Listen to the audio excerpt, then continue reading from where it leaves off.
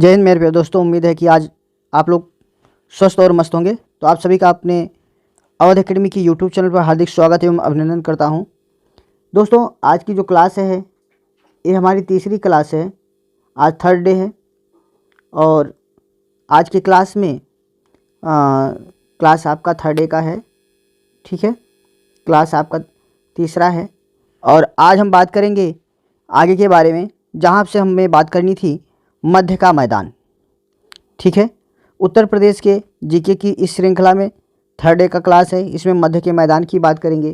तो भैया अगर हम मध्य के मैदान की बात करते हैं, मध्य के मैदान की बात करते हैं तो मध्य के मैदान में आपकी जो मिट्टी पाई जाती है वह पाई जाती है जलोढ़ मिट्टी। कौन सी मिट्टी पाई जाती है बाबू? जलोढ़ मिट्टी, ठीक है। जलोढ़ मिट्टी में भी दो तरह की मिट्टी पाई जाती है, एक है आपकी खादर और दूसरी है आपकी बांगर, ठीक है। खादर और बांगर, ये दो मिट्टियां हैं, खादर और बांगर। तो हम बात कर लेते हैं सबसे पहले खादर की। खादर की अगर हम बात करें, खादर मिट्टी की अगर हम बात करते हैं तो जहाँ बाढ़ का पानी, जहाँ बाढ़ का पानी, जहाँ बाढ़ का पानी आसानी से, कैसे आसानी से, 1 मिनट, हाँ, आसानी से पहुंच जाता है, ठीक है। क्या होता है? आसानी से पहुंच जाता है, पहुंच जाता है, ठीक है। तो वह हमारा खादर क्षेत्र कहलाता है, ठीक है। कौन सा क्षेत्र कहलाता है बाबू? खादर क्षेत्र कहलाता है। जहाँ पर बाढ़ का पानी बड़ी आसानी या सुगमता से के साथ पहुँच जाए उसे हम खादर क्षेत्र कहते हैं। और बांगर किसे कहते हैं बाबू? बांगर किसे कहते हैं? तो बांगर की अगर हम बात करें, ठीक है, बांगर क्षेत्र की अगर हम बात करें तो जहाँ पर बाढ़ का पानी, जहाँ पर बाढ़ का पानी आसानी से नहीं पहुंचता, ठीक है, नहीं पहुंचता, आसानी से नहीं पहुंचता, तो वह बांगर क्षेत्र कहलाता है। कौन सा क्षेत्र कहलाता है? बांगर क्षेत्र कहलाता है, ठीक है। देखो, जहाँ पर आसानी से पानी पहुँच जाएगा वो क्षेत्र आपका खादर कहलाएगा, क्योंकि ऐसे क्षेत्रों में बाहर से मिट्टियाँ भी आती हैं, ठीक है, बाहर से मिट्टियाँ भी आती हैं। तो जो आपका खादर क्षेत्र होता है इसमें नवीन जलोढ़ मिट्टी पाई जाती है। किस तरह की मिट्टी? नवीन जलोढ़ मिट्टी पाई जाती है, ठीक है, नवीन जलोढ़ मिट्टी पाई जाती है। जबकि बांगर में, जो बांगर का क्षेत्र होता है, यहाँ पर प्राचीन जलोढ़ मिट्टी पाई जाती है, क्योंकि जहाँ पर भाई जब पानी आएगा ही नहीं, बारिश का पानी, बाढ़ का पानी बड़े पहुँचेगा ही नहीं, नई मिट्टी का निर्माण तो होगा नहीं, जो पहले से पुरानी मिट्टियाँ हैं वही रहेंगी। तो इसलिए वहाँ पर कौन सी मिट्टी पाई जाती है भैया? तो प्राचीन जलोढ़ मिट्टी पाई जाती है।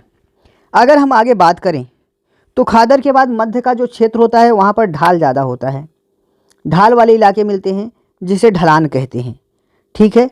तो ढाल का जो इलाका है वो है आपका उत्तर से, कहाँ से?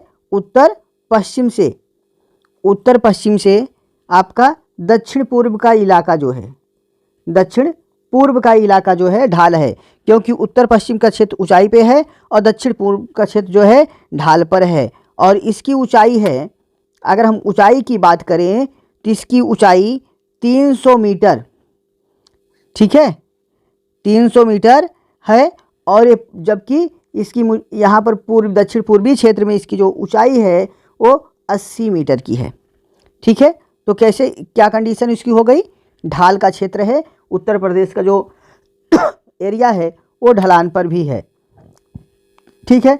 अगर हम इस कड़ी में आगे बात करें तो हम यहाँ पर देखते हैं फसल की बात करते हैं। भैया फसल की अगर हम बात करें तो फसल की हमारी क्या कंडीशन है? तो उत्तर प्रदेश के मध्य भाग में रबी की फसल, रबी की फसल और खरीफ की फसल।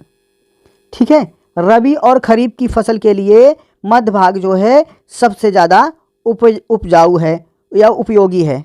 ठीक है, यहाँ पर अगर बीहड़ क्षेत्रों की बात करें जहाँ पर वन जंगल ये सारी चीज़ें पाई जाती हैं, तो बीहड़ों का जो निर्माण होता है अन्न नलिका के अपर्दन के कारण होता है। किसके? अन्न नलिका का अपर्दन। ठीक है, अपर्दन के कारण जो है यहाँ पर क्या बनते हैं? बीहड़ बनते हैं।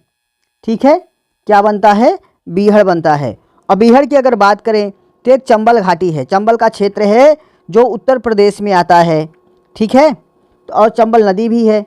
ठीक, तो चंबल व उसकी सहायक नदियों द्वारा क्या होता है? बीहड़ का निर्माण होता है। चंबल और सहायक नदियों, किसके? सहायक नदियों के द्वारा किसका निर्माण होता है? बीहड़ का निर्माण होता है। ठीक है बाबू, किसका निर्माण होता है? बीहड़ का निर्माण होता है।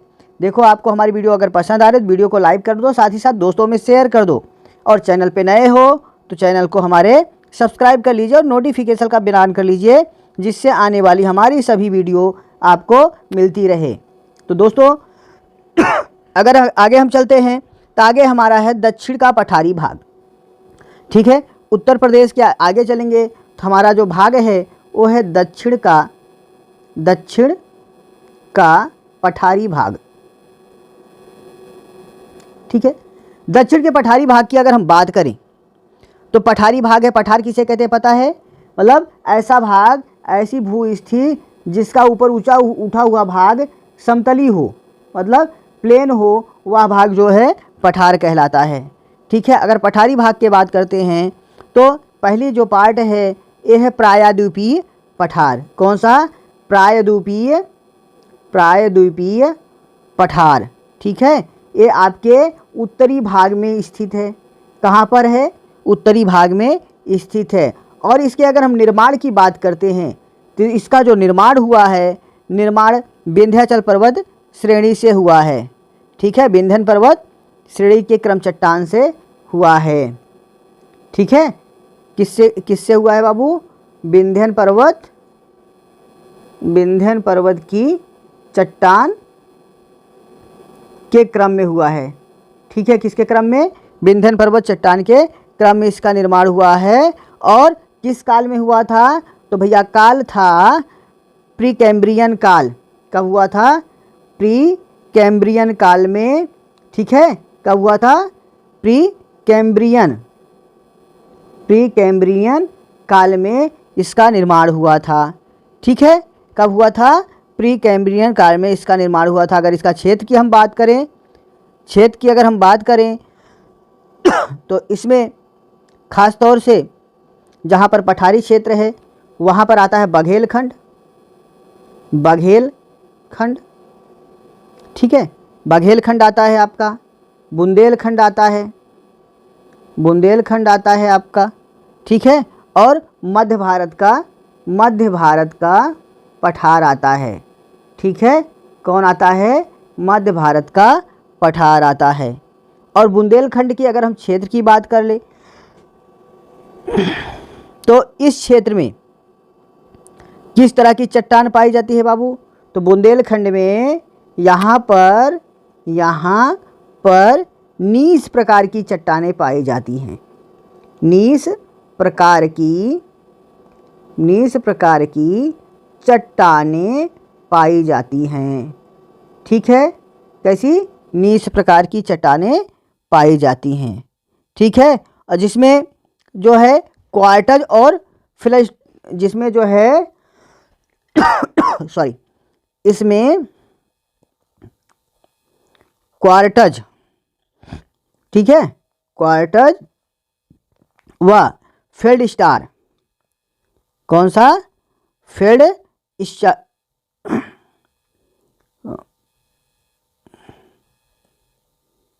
फील्ड स्पार नामक खनिज पाया जाता है। ठीक है, क्या पाया जाता है? क्वार्टज और फील्ड स्टार नामक खनिज पाया जाता है। फेल्डस्पार जो है ये चिकनी मिट्टी से निर्मित होता है। किससे? चिकनी मिट्टी से। जबकि आपका क्वार्टज जो है ये बालुई मिट्टी से निर्मित होता है। ठीक है, किस मिट्टी से? बालुई मिट्टी से, जिसमें बालू की मिट्टी होती है, बलुहरी मिट्टी जिसे कहते हैं, उससे होता है। और बलुहरी मिट्टी में जानते हैं दोस्तों, यह पानी का अवशोषण करती है, पानी को कलेक्ट करके रखती है। ठीक है, अगर हम बात करें इसके बारे में, तो पूरे पठारी इलाके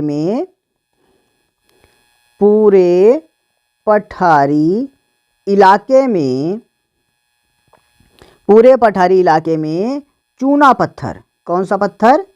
चूना पत्थर, डोलोमाइट, क्या? डोलोमाइट, चूना पत्थर, डोलोमाइट व बलुआ पत्थर, कौन सा?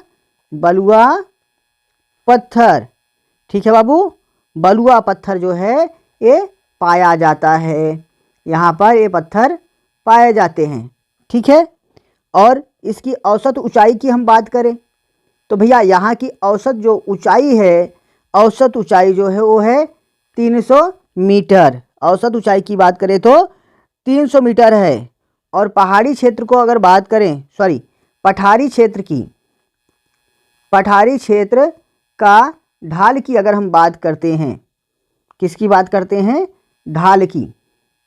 पठारी क्षेत्र की अगर हम ढाल की बात करें तो ये दक्षिण से उत्तर की ओर ढलान है इसका। दक्षिण से उत्तर की ओर। ठीक है, इसकी ढलान कहाँ है? दक्षिण से उत्तर की ओर है। और हम नदियों की अगर बात करते हैं तो जो प्रमुख नदियां हैं,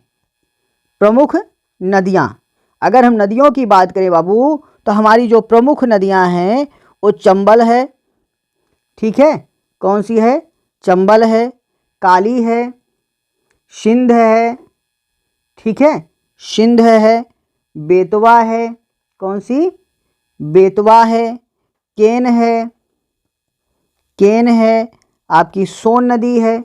ठीक है, ये हमारी नदियां हैं। ठीक, ये प्रमुख नदियां हैं। अगर हम जलवायु की बात करें, किसकी? जलवायु की। जलवायु के बारे में बात करते हैं तो तापमान अधिक और वर्षा कम होती है। यहाँ का जो तापमान है, यहाँ का तापमान जो है, 1 सेकेंड, तापमान जो है, तापमान अधिक व वर्षा यहाँ पर कम होती है। वर्षा कम होती, यहाँ का तापमान अधिक होता है और वर्षा कम होती है। ठीक है, वनस्पतियों को अगर हम देखें तो भैया वनस्पतियों की कंडीशन है। ठीक है, वनस्पति की अगर हम बात करें तो यहाँ पर छोटे पौधे पाए जाते हैं, क्योंकि जहाँ पर बारिश कम होगी, तापमान ज़्यादा होगा, तो वहाँ पर बड़े पौधे नहीं, वहाँ पर छोटे पौधे पाए जाते हैं। और इस क्षेत्र में अगर हम उपज की बात करते हैं, किसकी? उपज की अगर हम बात करते हैं तो उपज में यहाँ पर ज्वार होता है,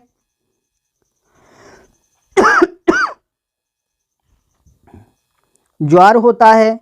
ठीक है, गेहूं होता है भैया, गेहूं होता है, चना होता है बाबू, मसूर होता है।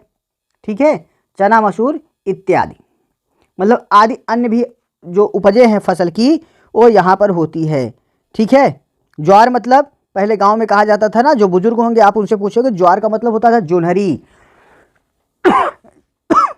जिसे वर्तमान में एमपी चरी या इस तरह से जानवरों को खिलाने के लिए प्रयोग में किया जाता है। ठीक है, तो वो होता था, ज्वार होता था। गेहूं जानते ही हो आप लोग।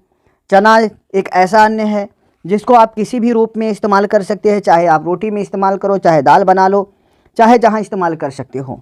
मसूर जो है, मसूर मतलब गांव की भाषा में मसूरी कहते हैं, इसकी दाल का इस्तेमाल किया जाता है।